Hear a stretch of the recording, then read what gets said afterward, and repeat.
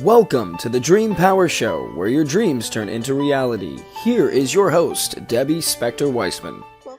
Welcome to the Dream Power Show. I'm your host, Debbie Spector-Weissman, the Dream Coach. Picture this. You're with a group of friends and you're trying to decide where to go out to dinner.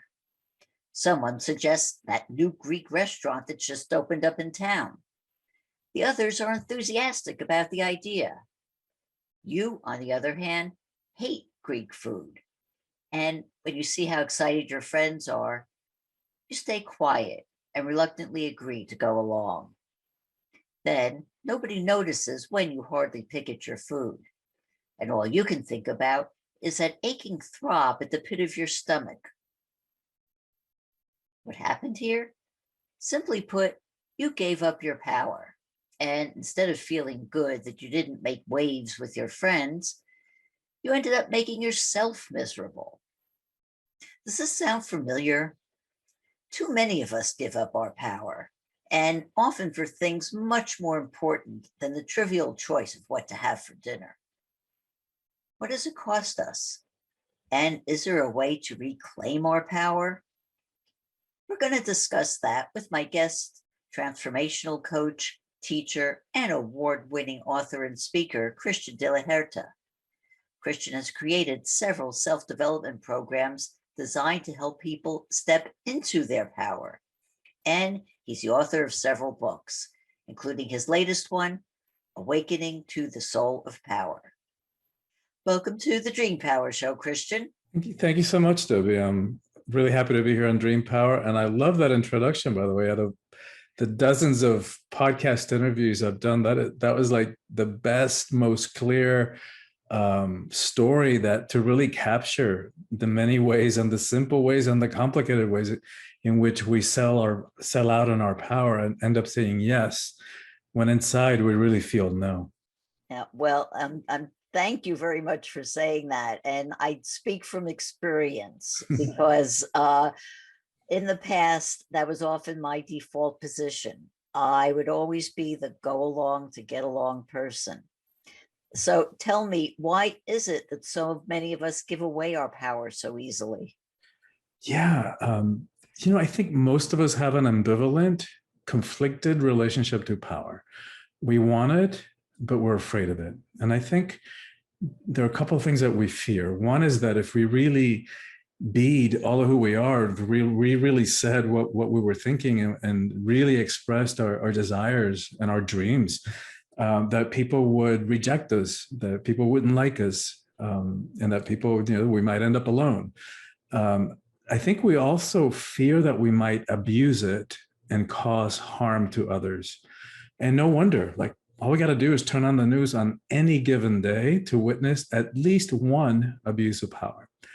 And add to that the fact that we've been conditioned to believe that power is a bad thing. How many times have we heard power corrupts and absolute power corrupts absolutely? What they didn't tell us about that quote is that Lord Acton was speaking specifically about political power, not personal power. And add to that mix the fact that we've been conditioned to run away from our emotions. We've labeled them weakness. When emotions are neither strength nor weakness, they're not good, they're not bad, they're just energies coursing through our bodies. But we've been conditioned to fear them. We hate conflict, we avoid confrontation. So when you put all that together, we end up giving our power away. We end up settling for less. We end up playing small. And the sad part about it, Debbie, is that we do that for kind of lame reasons. Like, we settle for an illusion of security, for a false sense of security, and for morsels of pseudo love. So it's time that we really redefine our relationship to power. But it's really very important to take a look at that when it does refer to ourselves. Yeah, and one of the ways that I talk about how we reconcile us for ourselves is that there's worldly power, or ego power, the way that the world looks at power. We tend to associate power with people who have money, who are famous, who are high up in some kind of hierarchy, whether it's a corporate ladder or some kind of religious institution or some organization. But the thing about all those kinds of power, that they're outside of us. And because they're external, they're here today, gone tomorrow. Whereas there's a different kind of power, which, like you were pointing to, we all have access to. It's inside each and every one of us. Nobody can give it to us. Nobody can take it away. We are the only ones who give it away for all those reasons we were talking about. And I call it soulful power. I call it spiritual power. It doesn't matter what we call it. It's the power that's within. And unlike worldly power, which always has an agenda, it's always trying to get something for itself. It's self-aggrandizing, so it kind of blows itself up to seem bigger than it actually is. Soulful power is about service. It's about making a difference, and it's humble.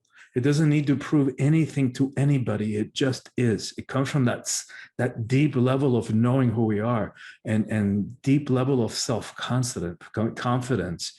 And so, I think of, for example, a Gandhi or a Gandalf, and their simple monastic robes, their sandal feet. You would never know how much power they hold until it's called for. And then watch out, like Gandhi brought the British Empire to its knees without ever shooting a gun or landing a punch. Talk about power. I want to get into the whole idea of power as it relates to both men and women. Do you believe that women are more likely to give up their power than men? And if so, why? I do. And I think we all do. But I think there's an extra layer of that for women. And it's conditioning. Like one of the reasons I first started thinking about this was inspired by my older sister. I'm the second oldest of 9 kids. My sister was a natural born leader. She was 2 years older than I am. And she used to boss around not only the 9 of us, but the entire neighborhood of like maybe 15 kids, and in a very natural way. It wasn't like bullying. She would just say like, "Oh, let's go do that," and we would all just say, "Okay, let's all go do that." Until she hit puberty, and then she turned that off. And I don't know whether somebody actually said something to her that women or girls don't behave that way, or whether she just picked it up through osmosis from society, from culture. But I always found that really tragic. And I know she's not the only one. And it comes from this kind of twisted way that we think about what it means to be a man and what it means to be a woman. For example, the very exact qualities that in a man, we all go, "Oh my God, what a decisive, strong leader. Such self-confidence." And a woman is like, we know what they call him, what a bitch. Exact same behavior, exact same qualities, and yet we label it so differently. And what's up with that? Teenage years is when we start dating and getting involved with other people, and you get into that whole dynamic of yes. I want a boy to like me, so I will do things to please him. Exactly. And then you may do something that, well, it pleases him, but I'm not sure it pleases me, but you do it anyway. And then little by little, it starts to erode. And I think that's kind of where the process begins. Yeah, exactly. And it all comes from those misunderstandings and assumptions of expectations, right? Like we think, and I've worked with so many women, I do retreats specifically on women's empowerment because I believe that the empowerment of women is the single most important thing that needs to happen in the world. It's not to idealize women. It's not to put women up on a pedestal. We know women are also capable of abusing power. But it's because the world's been running so off balance and so off kilter where it comes to this dynamic of power between the genders. And it just doesn't work. It's no longer sustainable. It's just so unacceptable. And the reason I believe that is when women are in 50% of power, we're going to have a very different relationship to war and poverty and hunger and how we treat the environment and social justice and all of it. So to me, it's a strategic choice. Like, what is one thing that we could do that then is going to impact everything, and not a moment too soon. Like, we're in critical times. We could even say make it or break it times. So, the planet will be fine. It might take a few million years, but life will continue in some form. Consciousness will continue in some form. Maybe it turns out to be an enlightened cockroach planet. Who knows? Whether we make it, right? That's the question that we're beginning to face now. And because we're just now beginning to witness whatever it is that we have unleashed on the environment. So, Christian, in your latest book, you talk about the soul of power. So what do you mean by the soul of power? Call it spiritual power, call it soulful powers. It's that power that's inside each one of us that we all have access to, that nobody can give to us. Nobody can take it away. We are the only ones who can give it away. And so, like a couple of the other differences, one is hierarchical. So worldly power requires that we push somebody down, step on them, squelch them, in order for us to prop ourselves up and feel powerful. Whereas soulful power it doesn't believe in zero sum, like doesn't believe that there's a limited amount of power, so that you're having power takes away from mine, which is the reason that it's so that worldly power is so exclusive, and that it's threatened by anybody else having power. When I'm in my power, when I'm in my soulful power, in my authentic power, it's like, I know who I am. I know that no matter what happens, no matter what you do, no matter what situations life throws at me, I'll be able to handle it. Right? So it's that power that's imbued in a deep level of self-confidence and a collaborative relationship with life, rather than a victim or adversarial relationship with life. I'm thinking now of, situations where we give up our power. And unfortunately, a lot of people find themselves in toxic relationships, whether it's with a spouse or a family member or workers or whatever it is. It makes them afraid to speak up for themselves. So how do they break free of those restraints? Yeah, and that's, I don't know that there's a one answer fits all for that, because there are some abusive relationships which are dangerous. So there may be situations in which, like, you need, like, a professional intervention might be needed, or like you might have to find a way to extricate yourself from that. The ways that people do, find a shelter. That's a really tough one.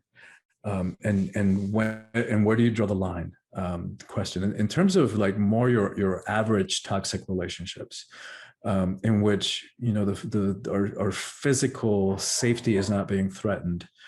The more that we step into our power, right, and part of the way that we do that is understanding the difference between them, so that we can stop giving it away. Like just cut that out. And so that's one part of it. The part of it is the more that we deepen our sense of self, the more that we accept ourselves, which means love ourselves, and which means you have to know ourselves first in order for any of that to be possible. The more that we become self-referring, right, meaning that we don't need any external validation. We don't need external approval. We become self-sufficient, not completely independent in the sense that I don't need anybody, kind of adolescent pseudo-independence, but more like this interdependence. It's like, I got this. I know who I am. I feel whole and complete within myself. And then a relationship is gravy. It's icing on the cake. But I don't need that in order to feel whole, to be complete, in order to be happy. That's like extra in life. It's an extra blessing in life. So anything we are guided to do to strengthen our sense of self, that's primary. And so there's no easy solution. It's a journey. It's a process. And that's why I say that it's a heroic journey. In terms of reaching me, probably the best way is my website. And from there, they can access my social media.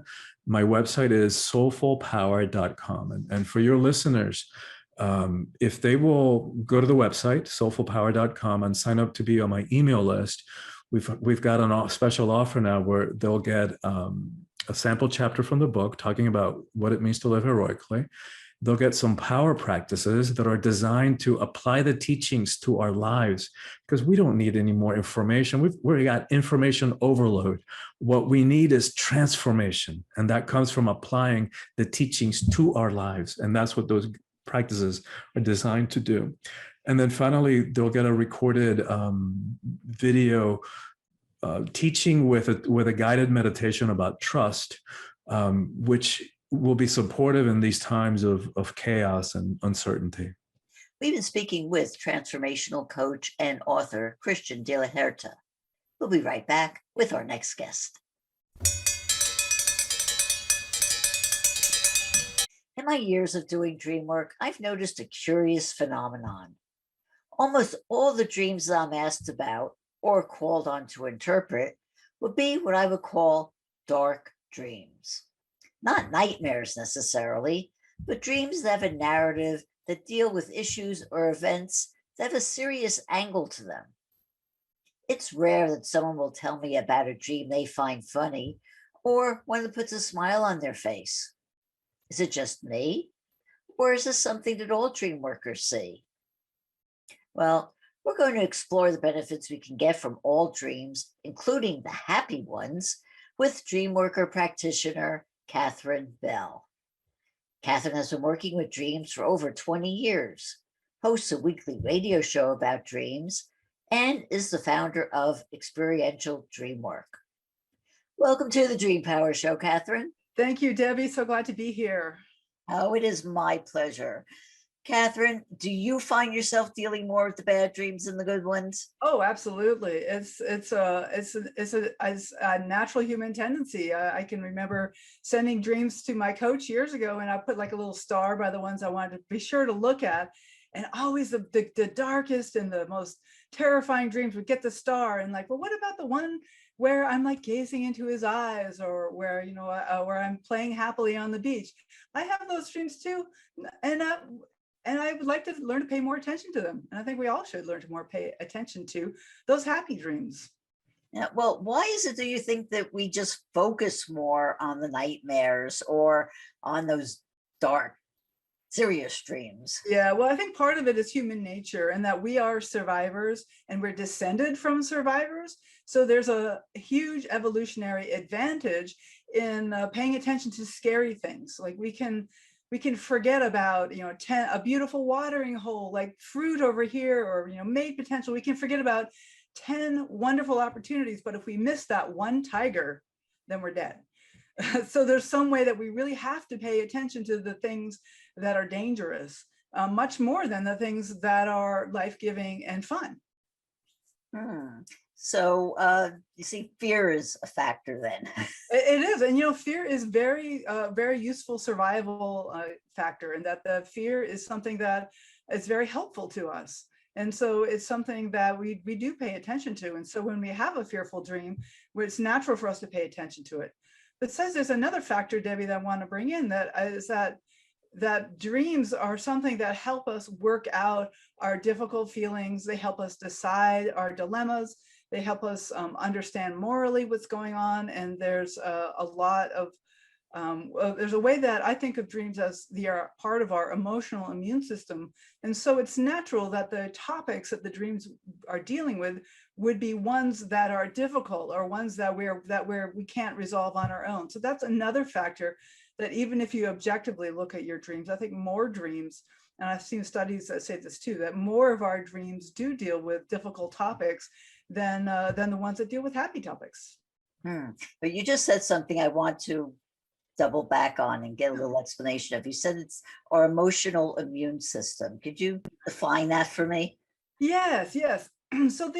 So there's been various studies that I've read that say that we like, there's one study I really love, which is a nap study, which was done by Matthew Walker up in Berkeley, and where he takes people into the lab and they get to nap, and they have just like a 90-minute nap, and either they dream or they don't dream during the nap, and they're hooked up with electrodes so the scientists can find out whether they dream or not.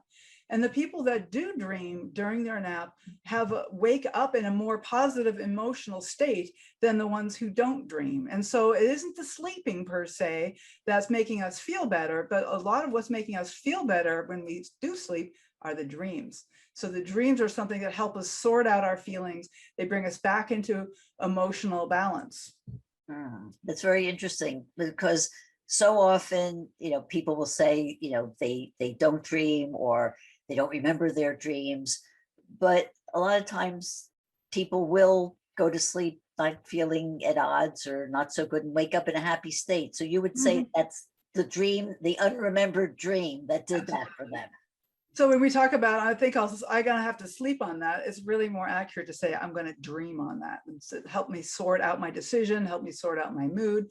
So there's something really important about dreaming that, as far as we can tell, all mammals seem to have periods during their sleep where they have the rapid eye movement that humans associate with dreaming. So you can't ask your dog when they wake up, like, so what were you dreaming about, or were you dreaming? But we're pretty sure that most mammals, probably all mammals, do dream. So there's something really important about dreaming that's so important that it takes up this amount of energy in our night. And for mammals have been around for 200 million years. And so I think it's safe to say that dreaming has been around for 200 million years. So there's something incredibly powerful about dreaming that the species all the mammals have decided they should preserve this, that this is helpful, this is where we're going to put the energy on. So we can certainly, there's a whole nother tangent coming up for me, having to do with unremembered dreams that we don't remember. And that those dreams, I believe, are still doing the work that the dreams that we do remember are. That the dogs don't think about their dreams, as far as we know, and yet the dreaming is something that was been preserved throughout all this time. And so there's something valuable about dreams, whether we even remember them or not. And so we get like little glimpses of dreams, like, I remember maybe four dreams a week or something, and yet I'm having 4 or 5 dreams every single night. Most of those dreams I don't remember. So that's good company with people who don't say they don't remember dreams. Research is showing that they do dream, but maybe they're just not remembering them. And the dreams are still doing the work, even if you don't remember your dreams. Yeah, that is so true. Although if you do remember the dreams and work with them, you get so much more out of them. Absolutely, yes. That's why I encourage people, please write down your dreams, as much of it as you can, because they're nuggets in there. I totally agree with that. Absolutely. It's been my experience. And I have, there's a saying, I think it's Angela Zarian says that the dreams that we don't remember are the ones that spirit is working on. But the dreams that we do remember are for us to work on. I want to get back to the topic of the happy dream. How would you define a happy dream? Well, I take a pretty broad view of happy dreams. And I actually been thinking lately that one of my approaches to dream work is kind of a treasure hunt. And I'm looking for the gold. I'm looking for happy moments, even in more difficult dreams. So any moment where there's a feeling of peace, of connection, of love, any moment where there's help, somebody's helping us. I would define that, even if I'm asking for help, even if the help doesn't come, the fact that I'm willing to ask for help, in my mind, makes it a gold star dream. Because so often I'm like, I can do it myself. I'm fine. I'm independent.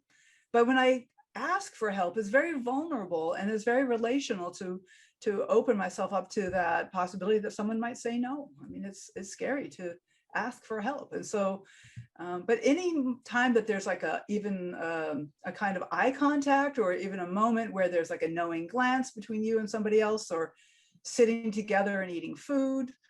I had a friend had a dream recently where they were flying a plane, and sitting behind them was this person. They never really interacted with the person, but that person was there as support. And this was like, this was connection, even though they weren't actually looking at each other. They were there together, and there was support. So like if she really needed help, he'd be there. Tell you, one of the hardest things I had to learn in my life was to ask for help. Yes, it's very hard, isn't it? I was always, I can do it myself. I don't need any help. And discovered that, wow, you know what? There are people there who really do want to.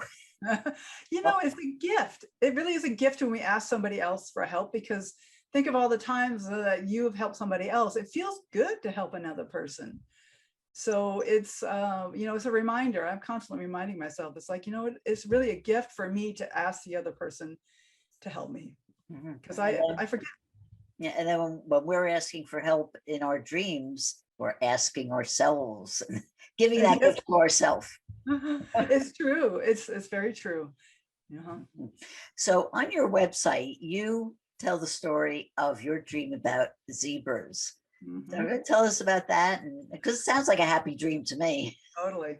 But it was interesting. It was one of those dreams that was kind of neutral. So it wasn't a bad dream, but it wasn't like really super clear what a good dream it was. But what the dream was is it's just a shard, just like this fragment of a dream. But I'm standing on a savanna, like I'm looking at the savanna, and there's like two zebra backs kind of crossing in front of me. And I can see like one zebra's here, one zebra's there. And that is the entire dream. That's it. I'm standing there, but they're only about 10 feet away. They're pretty close. So they're not looking at me, which is interesting, because wild animals will like look at you if they're afraid, or so there's some way that I felt like the zebras trusted me. Like they were like, and I actually worked this dream as part of a retreat that I did. And we had different people acting out the part of the zebras. And when I had people being the zebras standing in front of me, I'm like, oh, I'm part of the herd. And I got it. Like, oh my God, like this is my herd. These are my people, fierce and unrideable. Yes. And it just became this talisman for me, where I felt like this was like a place where I could be myself. I was learning how to be in a group and to be myself at this, at the same time, without giving up myself to be in a group. And it was around dream community specifically. But it's also spread to other parts of my life where I let myself feel belonging, feel trusting. And so I actually have, pictures of zebras. People have given me pictures of zebras over the years. I have them on my wall. I got little statues. I got blankets. It's really a talisman. And that was probably 10 years ago, the zebra dream. So this was definitely a good dream. And working it in the group and feeling into it really made it blossom out into a really good dream. And whereas it was kind of neutral, but as I felt into it and explored it, I started to say, oh, okay, there's something really positive here. Yeah, and to me, it also sounds like it's one of those dreams that keeps giving. That, it's not like you just had it one done and that was it and never thought about it again, but you could always go back to that dream. Absolutely. There's so many dreams. I'm amazed about that. The dreams can really stay with me. Often I can even look at an old dream I haven't thought about in years, and it kind of rises up in me. I'm like, oh, wow, yeah, that's meaningful for me even now. But I would say this is, certainly, I was going to say it's like a big dream in the Jungian terms, and that, but I've also worked with it. So that kind of, in some ways, I've kind of made it a big dream. So that when you work with a dream and deepen it, it really does enrich the experience. And so I love that you really encourage people to work with their dreams, because I do too. What got you interested in dream work? Oh gosh, I've been interested in my dreams since I was little. I have all these several childhood dreams that are very meaningful to me. But there was just something that seemed true, something that was really speaking to me about the dreams. I'd wake up in the morning like, there's something true here. And so I started doing groups. I led a Jeremy Taylor style group for a long time. That was super helpful. And I was very disconnected from my feelings. There's a whole story we could go into, but I don't know what we're doing for time here. But there's a way that I was very disconnected, very intellectual. I have a PhD in astrophysics. I'm very like cut off at the neck and was very separated from my body. But as I worked with my dreams, the dreams started bringing up the feelings that I was not willing to feel. And over time, I have become more connected to my body. I have more to go. We're never done until it's done. But there is a way that the dreaming really felt like it was anchoring me in my body, so I could like feel my belly. I could trust the words of my heart. And it comes up to my intuition as well, that I can start to trust my intuition. Like I might just get a little flicker of, oh, something. And then my mind wants to go, ignore that. But now I know better. Now I know, what was that? so I can turn toward those. And that, I think, is part of the gift of the dream world, is to learning to trust myself. And that's what I wish for all the dreamers listening now, and to you, Debbie, of course, is that and myself, that I learn to trust myself ever more deeply. A lovely way to end this. I just have one final question, which is, how can people find out more about you and your work? Absolutely. Thank you, Debbie. My webpage is experientialdreamwork.com. I also have a podcast, which is called The Dream Journal, and it's available on all the major podcast platforms.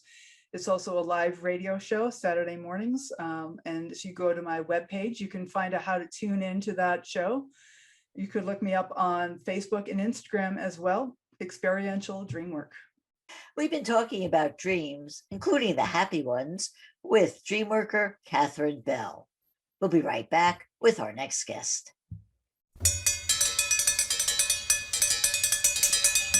If I could come up with one word that describes what it means to live a dream life, I'd say that word is abundance.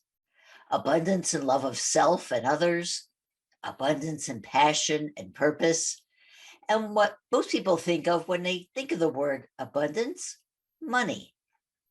For a lot of women, though, achieving abundance is easier said than done. Someone who understands this is my guest, Petia Kolibova.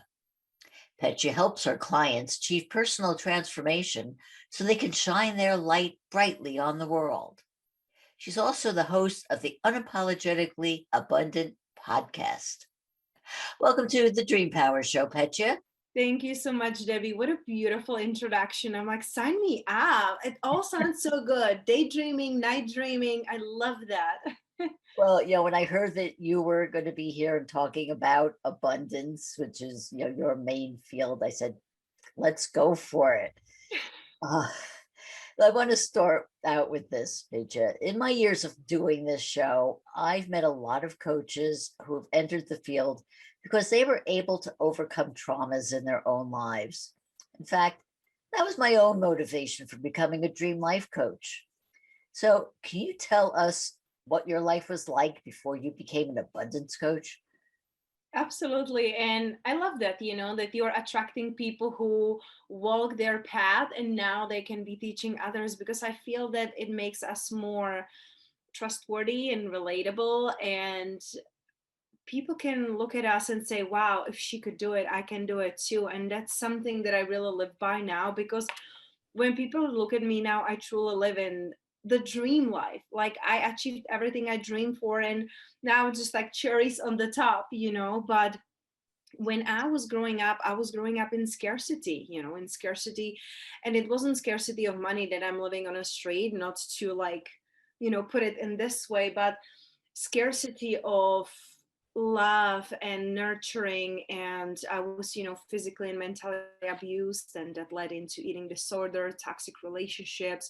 When I was 18, I attempted for a suicide. So all these things, I was living in this feeling of not enoughness, not feeling enough, not feeling there's enough money, not feeling there's enough time and love. And that's what always made me settle, up until when I was around 30 years old, when I was getting back into these dark places, thinking that I don't matter. It doesn't even matter if I'm here or not. And I discovered the beautiful Louise Hay and Dr. Wayne Dyer, Joe Dispenza, Tony Robbins, and I allowed them to give me the hope.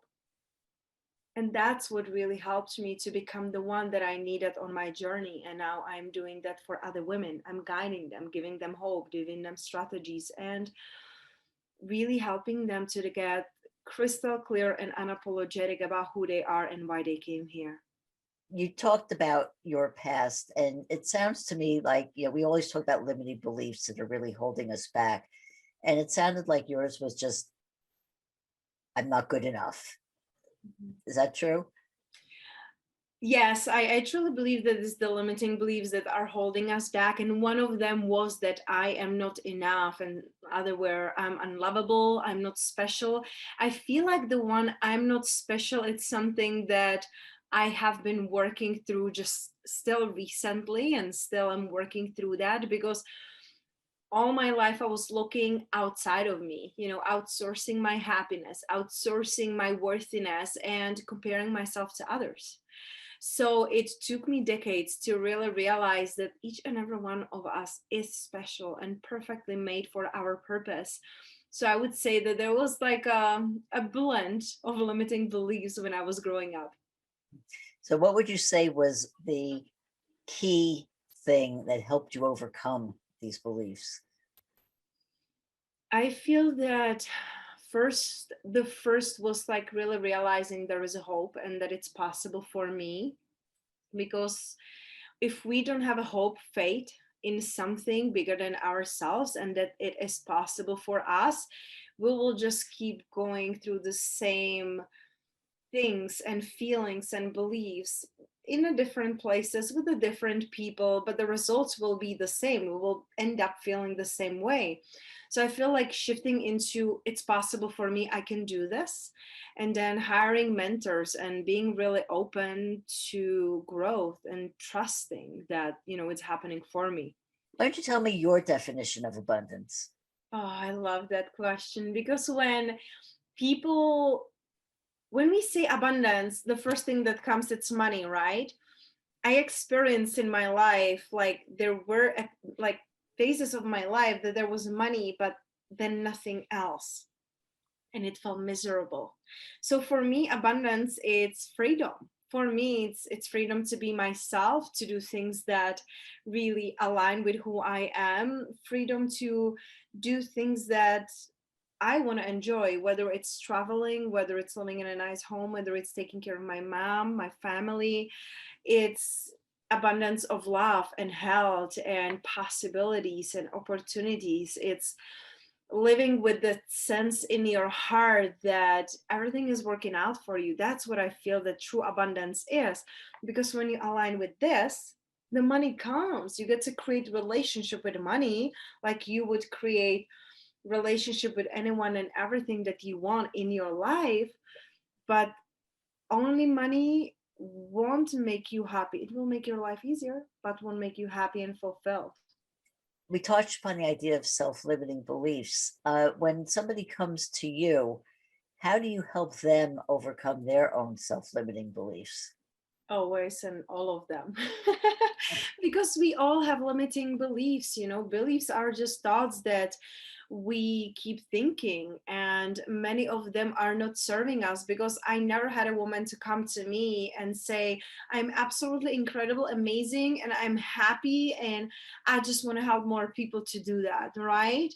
It's usually I feel stuck. I feel that, like I'm not living the life that is true to me, and I'm feeling like nobody understands me. So all those are also limiting beliefs. So many women come to me with different limiting beliefs, whether it's relationship, whether it's their body, whether it's their career. A lot of it's also family, right?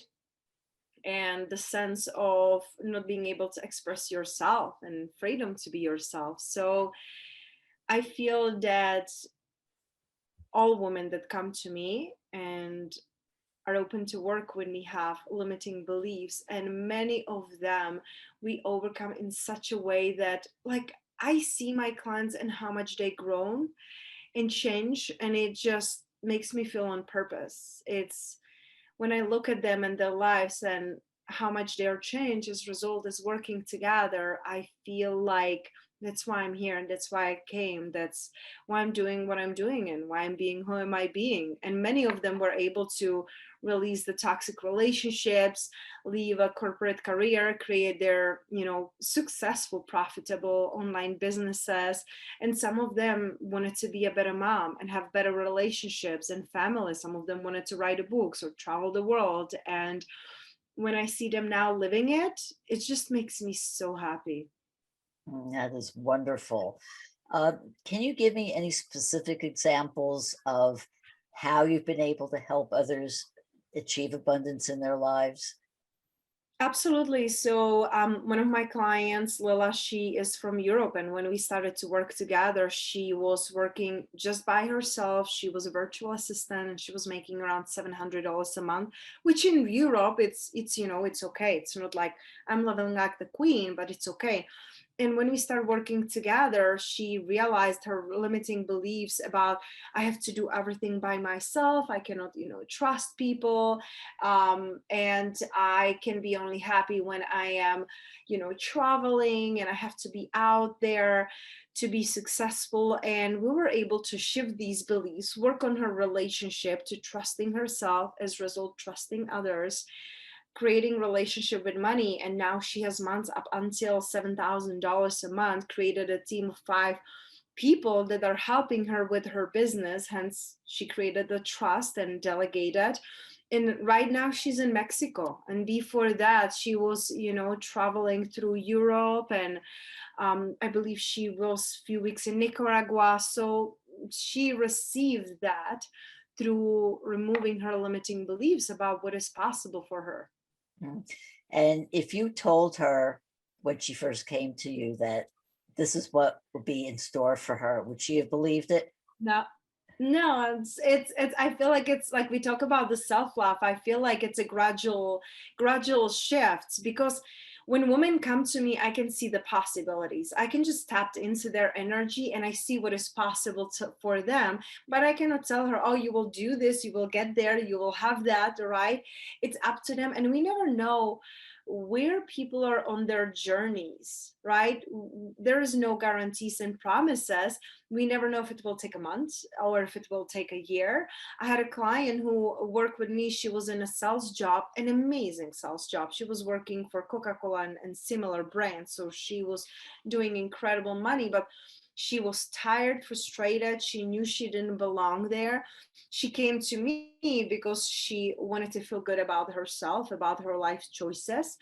And then we shifted her beliefs. She had some, traumas from the past and her family. So we were working on healing that. But now she does live in Nicaragua. She left her sales job. She's building a house in Nicaragua. And she built her online coaching business, helping other spiritual entrepreneurs. If I would tell her in the beginning, we worked together over a year. If I would tell her at the beginning, I think she would run away thinking that I'm crazy. Which just goes to show you how not crazy living your authentic life is. It's what you should be doing.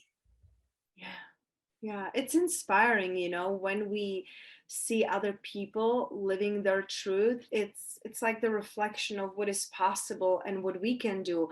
I remember, like, even if you would have told me 5 years ago who would I be and what would I do, and working with my soulmate clients, marrying the love of my life, being in a peace with my body and being healthy and vibrant, traveling the world, having my own show and being abundantly paid just to be me. I'm like, who would pay me to be me, right? Like 5 years ago, I would think it's crazy, really. But I had a dream. I knew that I'm meant for more. I knew that there must be more in life. And I didn't know how it would look like. I just had this deep sense inside of me. There must be more than struggling with food and relationships and just like not feeling that I belong. And because I followed those nudges and curiosity step by step, you take one step, the second one unfolds. So you just gotta keep going. Do you have a daily practice that you do to keep you remembering who you are? Absolutely. I personally love rituals and routines. Every one of us is different, right? Some people, they just love just going with the flow and whatever, and they don't like rituals. I do. My morning routine, it's always sacred to me, like first hour or two, no phone, no technology. Every morning is different. I give myself permission to do whatever feels right for me in the moment, but I'm doing usually breath work or meditation or journaling, reading, or just cuddling with my husband and dog. It's just like that feeling of love and abundance of times feels just so good that I don't have to wake up and be somewhere. So my mornings are like this, or just standing on a backyard, or sitting in a shower, or making, a smoothie and celery juice every morning with my husband. It makes me feel spacious and happy to be alive. So how we start our day is how the rest of the day will go, really. And how, as Jim Rohn said, you either run your day or your day runs you. It doesn't matter if you're single mom of 4 kids and you have only 2 minutes for yourself. That's enough. Just connecting with your body, connecting with your breath, connecting with the gratitude, it will support you in feeling that what you're doing really matters. And that sense of purposefulness, it's what will lead you throughout the day. How can people find out more about you and your services? So my favorite place is either my website, just petiakolibova.com, or my Instagram, which is my name too. And I have also free Facebook group for women called Unapologetically Abundant Women. We've been speaking all about abundance with Coach Petia Kolibova. We'll be right back with our next guest. A couple of weeks ago, I was watching an episode of Shark Tank. The man facing the sharks was trying to sell them on the idea of investing in a new way to generate electricity that, according to him, would pay for itself. All of the sharks greeted him with skepticism. One even said he wasn't sure if the man was a genius or a madman. In the end, he walked away empty-handed. To me, this represented the way most of us look at the new and the innovative. Our first reaction is to dismiss it. After all, if it's such a great idea, how come someone didn't come up with it sooner? Or if it's something that tests the bounds of what we consider accepted knowledge, we scoff at it as being unrealistic or impossible, without taking the time to educate ourselves whether there's evidence to back up the claims. One place where this holds true is in the area of quantum entanglement. The idea that every particle in the universe is connected and that its energy can be used over great distances. One person who's breaking the bounds of currently accepted knowledge is my guest, researcher Tom Paladino. Tom has studied the work of Nikola Tesla, who developed the concept of scalar energy, and he has come up with a way to use it for long-distance healing. So, what is scalar energy and what does it do? Let's have him explain. Welcome to the Dream Power Show, Tom.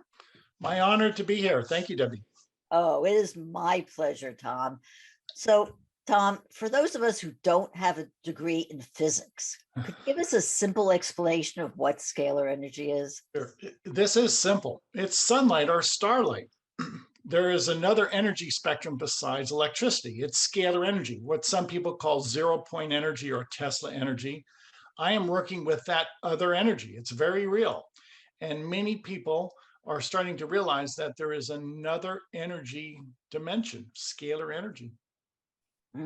Well, like I said, you have developed a way of reading a person's scalar energy through the use of their photograph. So tell me, how does that work? Right. I am working with customized scalar energy instruments. I've studied from one of the masters. His name is Galen Hieronymus, and I essentially inherited his notes and his instruments.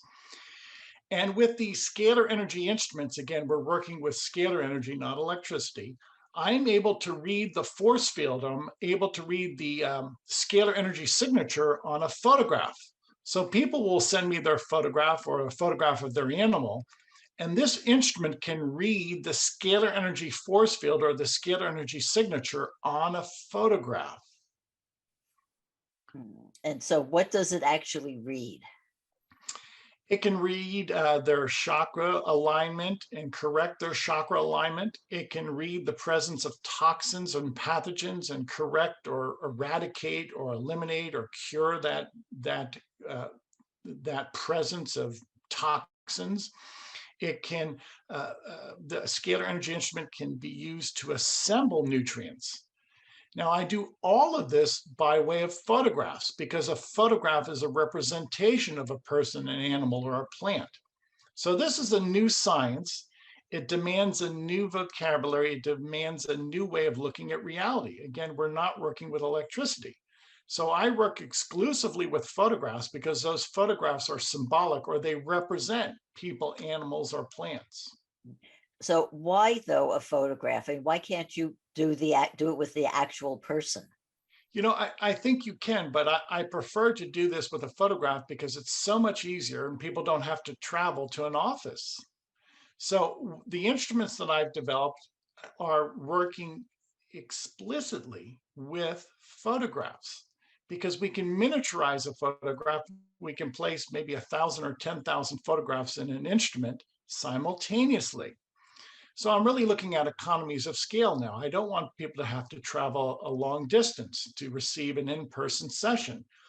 I do not want people to have to pay money or be inconvenienced. It's much easier to develop an instrument that works with a person's photograph than a person having to be actually physically present. So correct me if I'm wrong, but I understand that what happens is that in this instrument, light is applied to the photograph, and that's Yes. how it determines. So what does the light, you said the light changes their, you can align their chakra or do other things like that. Right. So when this is happening, is the person who sent in the photograph feeling anything, or what's happening with them? Many people feel the effect after these sessions. So you're right, I do take a photograph and I actually place it physically inside the instrument. If this is my photograph, I would actually place a photograph of a person physically inside the instrument. And then the instrument would make a connection in that quantum realm, or what you refer to as quantum entanglement. Very good. And in so doing, I'm working through this scalar energy paradigm. I'm not working through the electromagnetic paradigm. So not to get too deep into this, I'm working in a different dimension that allows me to have access to force fields by way of a person's photograph, in which I can balance the chakras, I can balance the brain waves, or I can eradicate a toxin, such as a virus or a bacterium. So how can something like the scalar light change those things in a person? Everything is information, and your photograph is embodied with scalar energy information. So with a photograph, my instrument will interpret your energetic pattern or your force fields on that photograph. Meaning what? A photograph carries your real-time present informational field. So whatever your physical, mental, emotional constitution is at that moment, the instrument will interpret and understand your physical, emotional, mental constitution at that moment. Okay, with that in mind, then we can access that force field by way of your photograph. Now, I will caution everybody, this has never been done before. This is all groundbreaking science. And I have favorable results. I have a website in which people report their favorable results. But it is such a groundbreaking concept that it takes time to really embrace this. This has never been done before, not to my knowledge. I never heard of it before I heard of you, so I would certainly agree to it. And it sounds like it has the potential to be an incredible thing for people.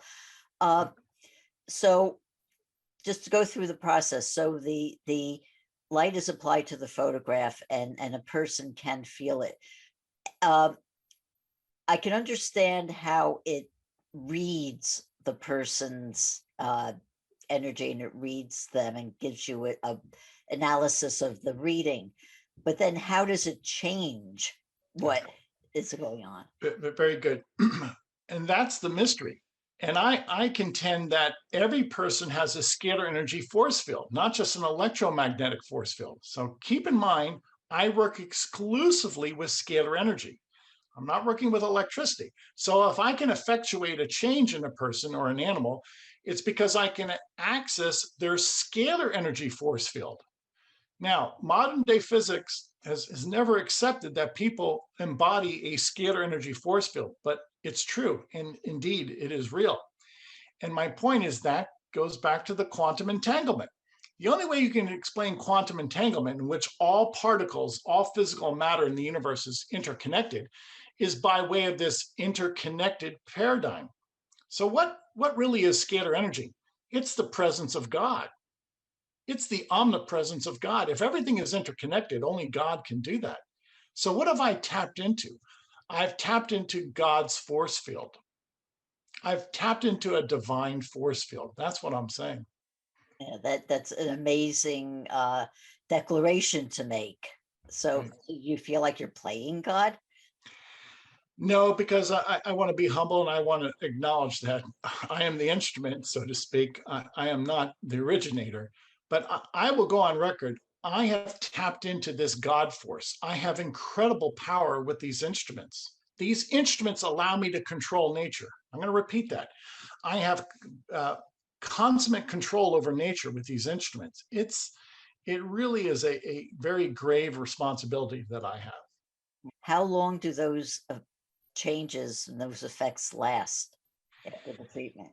Okay, to give you an example, people will send me photographs and I can detect the herpes virus. I can detect by way of the photograph that they have the herpes virus. And we've been able to break apart, destroy, transmute the herpes virus. And thereafter, many of those people will get a medical test, or they will at least tell me by word of mouth testimony that they no longer have the symptoms of herpes. Now, I cannot prove that according to Western medicine because I don't practice Western medicine. I practice a new science with photographs, but I can attest that on my end, I was able, by way of their photograph, to detect the herpes virus and to destroy it, break it apart. That is my claim. So I have nothing to do with Newtonian physics, but from my vantage point, I can destroy the herpes virus. That is an amazing, incredible claim. What are some of the other things that could be healed through this method? Over the past 2-3 years, we've been working with an HIV clinic in India. And many people have submitted their photograph to us. And invariably, everybody that has submitted their photograph and we've worked with them for HIV, they're all feeling better. Now, many of those people have gone on to get a diagnostic test, and the diagnostic test shows no presence of the HIV virus. And that's fine. That's their proof, or that's their word of mouth testimony. I can't accentuate this enough. We have two different force fields, hence we have two different languages and two different interpretations.